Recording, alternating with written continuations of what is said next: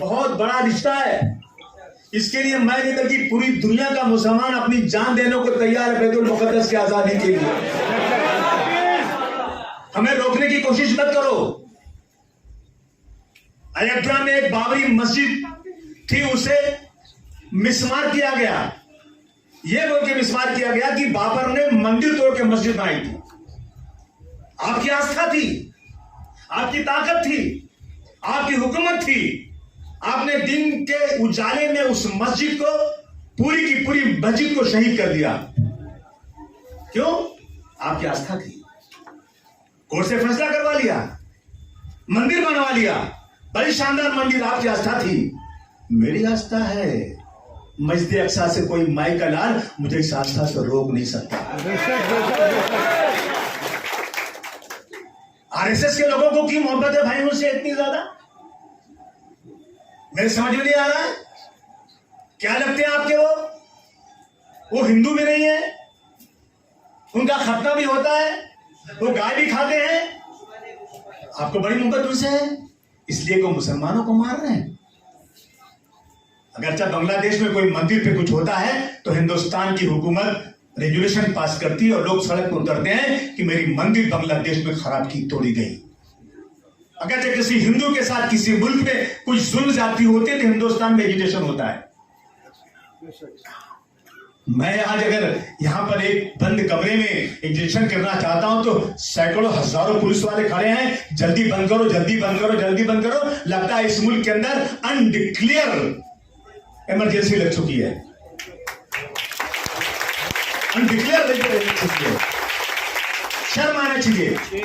America जैसा शहर, America जैसा मुल्क खुलेआम इस्राइल का सपोर्ट कर रहा है, लेकिन उसी अमेरिका में 10-10 लाख लोग निकल करके अमेरिका के खिलाफ खड़े होकर के इस्राइल की मुखालफत और फलस्तीन के तरफदारी में निकाल रहे हैं, लेकिन किसी को मुकदमा नहीं हो रहा है। यूके के अंदर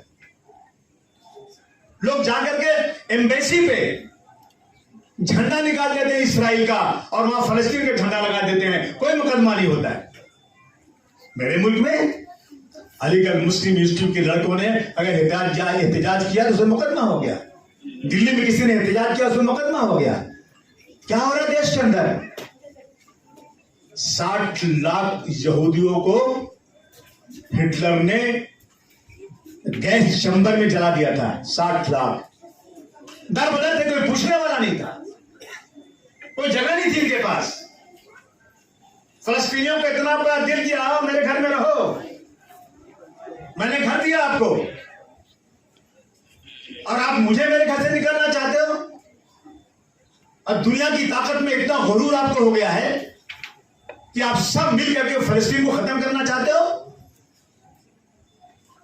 ह्यूमन राइट कहां है? इंसानियत कहां है? मैं सारे मुल्कों से कहना चाहता हूं जो इंसाफ पसंद है कि अब की बार एक बात जो होना हो जाए, लेकिन आप फलस्तीन को आजाद करवा कर रहना चाहिए और फलस्तीन को आप गुलामी नहीं बर्दाश्त करना है।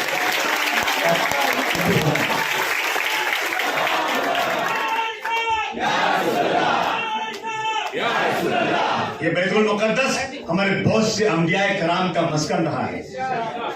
बैतुल मुकद्दस जिसमें सर फेरिस्त हजरत इब्राहिम अलैहिस्सलाम, हजरत लूत अलैहिस्सलाम, हजरत इसहाक अलैहिस्सलाम, हजरत याकूब अलैहिस्सलाम, हजरत मूसा अलैहिस्सलाम, हजरत दाऊद अलैहिस्सलाम, हजरत सुलेमान अलैहिस्सलाम, कितने नाम गिनाऊं? कुरान शरीफ में लिखा हुआ है 3 मस्जिदों की ज़ियारत करना है। मस्जिद हराम, मस्जिद नहीं, मस्जिद हराम हो गया, वो मस्जिद नबी और मस्जिद अक्सा। और अगर नहीं जा सकते हो तो तेल भजो उजाला करने के लिए। उस मस्जिद से हमारी अकीदत है और हमें हमारे मुल्क में उसके खिलाफ एहतिजाज करने की इजाजत नहीं मिल गई है। ये बर्दाश्त के बाहर की चीजें हैं, इसे हम कभी बर्दाश्त नहीं कर सकते। मेरे दोस्तों, एक रवायत में आया है कि मस्जिद अक्सा में नमाज पढ़ने का 500 गुना और दूसरी रवायत में 1000 गुना सवाब है। हमें कौन रोक सकता है? हमारी सरकार हमको रोकना चाहती है कि हम उसके खिलाफ सड़क पर नहीं उतरे।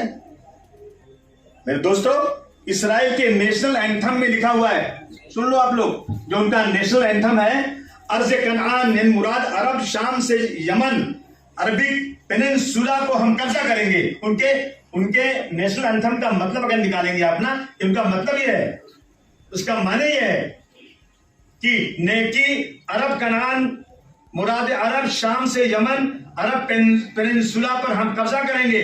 उसके हेड ऑफिस पे लिखा हुआ है दजला और फरात दजला और सिराज से पार तक हमारी हुकूमत होगी। इतना घमंड हो गया। कल मैंने एक फोटो देखा, औरत बेचारी मरी नंगी पड़ी हुई है, बच्चा पड़ा हुआ है और एक आदमी उस पर पेशाब कर रहा है, उसे लात से मार रहा है।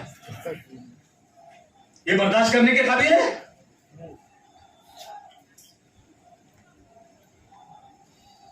दोस्तों, इनकी आदत है जमीन हड़पना।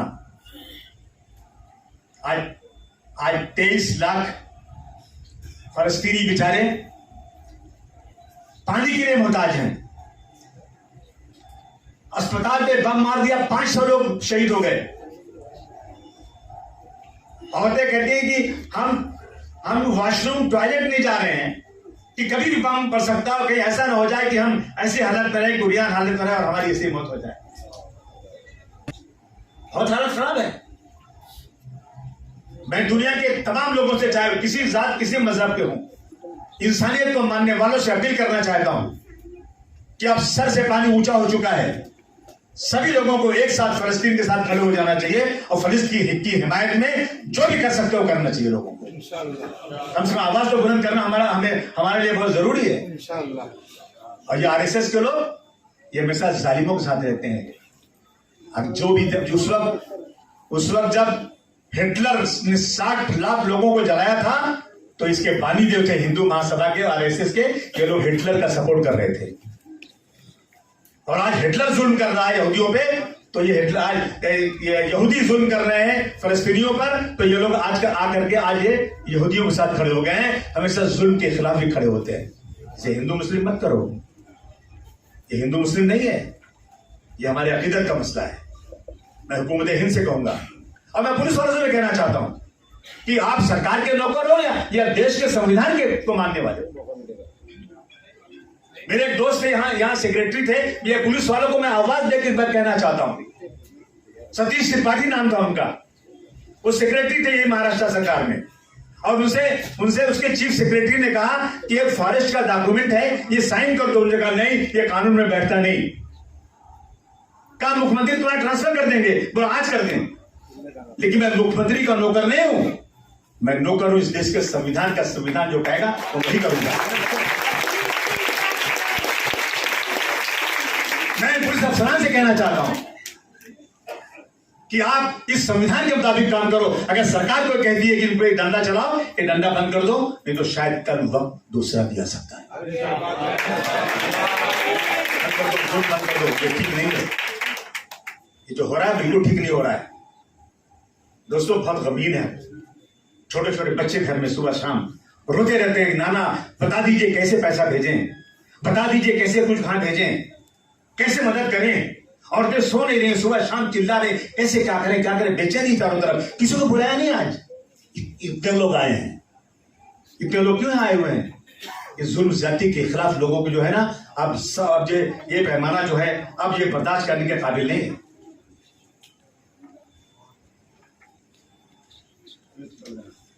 दोस्तों, मैं आपका बहुत शुक्रिया अदा करना चाहता हूं, लेकिन एक बात कहूंगा कि जब आप निकलेंगे यहां से ना, कोई नारा मत लगाइए।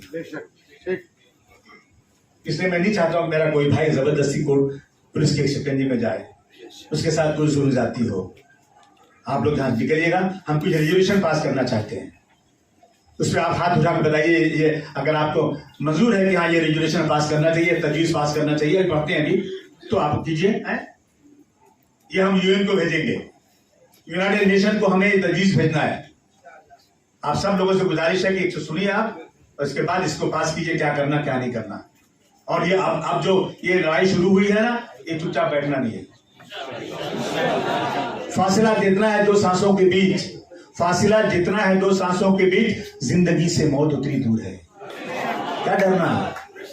अल्लाह ने पैदा किया है, जब जान जानी हो जाएगी, लेकिन बुज़दिलों की तरह से जीना नहीं है। कहा था टीपू सुल्तान ने कि 1000 गीदड़ की जिंदगी से एक दिन की शेर की जिंदगी बेहतर है। और वो कौम जो जिंदा रहने से ज्यादा मरने को तरजीह देती है, उस कौम को क्या डराते हो? क्या डराते हो हमें? हम डरने वाले लोग नहीं हैं, हम सच्चे रास्ते पर चलने वाले हैं। हुजूर सल्लल्लाहु अलैहि वसल्लम के बताए हुए रास्ते पर चलने वाले हैं, और हम इस दुनिया के अंदर इंसाफ चाहते हैं। बंद करो ये खून की होली। अगर ताकत है यूएन के अंदर, अगर ताकत है किसी के अंदर, जाओ और इस राज को बंद करके, जिस तरह से 1947 में, मुझे 1947 का फलस्तीन चाहिए। फलस्तीन 1947 का फलस्तीन था। आज देख लो कितना हरा दिख रहा है आपको, कितनी जगह बची है। ये उस जगह को भी ले लेना चाहते हैं। ए अल्लाह तू कुछ कर।